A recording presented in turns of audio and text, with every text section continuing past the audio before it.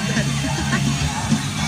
มีนั้นทะลุเดนิเซอร์เวียงจะจ่อยพอแล้วแบบน้ำมันโบราณแบบนี้นะสไลด์ลงมันเที่ยงกับมันพอแล้วนะน้ำลิ่นทั้งเลยจะไผ่เป็นไผ่จนได้จึงบึ้งโว้ยแดดเที่ยงฟ้ากินมาคุณเรียนแม่กินนอนเรืออีกเดียวคุณเรียนหน่อยนี่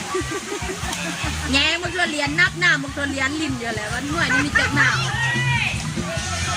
แต่มันบังแบ็กก้าวนะครับหลังนับดูมันบร้อนเกินไปบางคนต้